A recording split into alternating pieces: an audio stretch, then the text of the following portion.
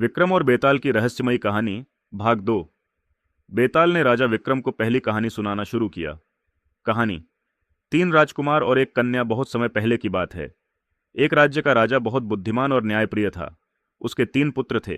तीनों राजकुमार गुणवान, पराक्रमी और वीर थे। राजा ने अपनी मृत्यु से पहले अपनी रानी से वादा किया था कि वह अपने पुत्रों के लिए सबसे योग्य दुल्हन चुनेगा।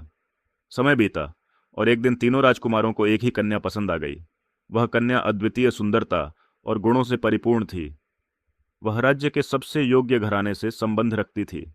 तीनों राजकुमार उससे विवाह करना चाहते थे, लेकिन समस्या यह थी कि कन्या भी असमंजस में थी कि वह किसे वरण करे।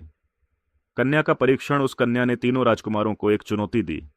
उसने कहा, तुम तीनों में से जो भी मुझे यह दिखाएगा कि वह मेरे प्रति सबसे अधिक प्रेम करता है और मेरी रक्षा कर सकता है, मैं उसी को अपना जीवन साथी बनाऊंगी। तीनों राजकुमारों ने चुनौती स्वीकार की। 1। पहला राजकुमार। उसने कहा, मैं एक ऐसे स्थान पर जाऊंगा जहां से कोई लौटकर नहीं आता। वहां से दुर्लभ रत्न लेकर आऊंगा ताकि तुम्हें सुखी जीवन दे सकूं। 2। दूसरा राजकुमार। उसने कहा, मैं एक अद्भुत औषधि लाऊंगा जो तुम्हें अमरता का वरदान देगी ताकि तुम्हारी कभी मृत्यु न हो। 3। तीसरा राजकुमार। उसने कहा, मैं अपनी तलवार के बल पर तुम्हारी रक्षा करूंगा। कोई भी तुम्हें नुकसान नहीं पहुंचा सकेगा। फैसला और प्रश्न कन्या ने तीनों राजकुमारों के प्रेम और प्रयास को देखा।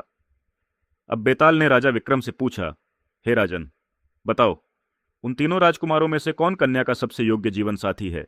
यदि तुम सही उत्तर जानते हो और नहीं बताया तो तुम्हारा सिर फट जाएगा।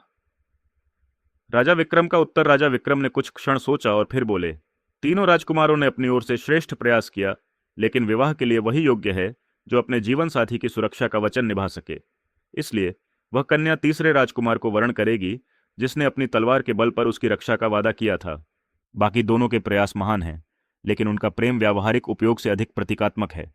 जैसे ही राजा विक्रम ने सही उत्तर दिया, बेताल जोर से हंसा और बोला, तुमने सही उत्तर दिया राजन, लेकिन तुमने शर्त तोड़ दी।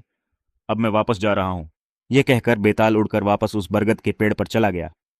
क्या राजा विक्रमादित्य फिर से बेताल को पकड़ पाएंगे?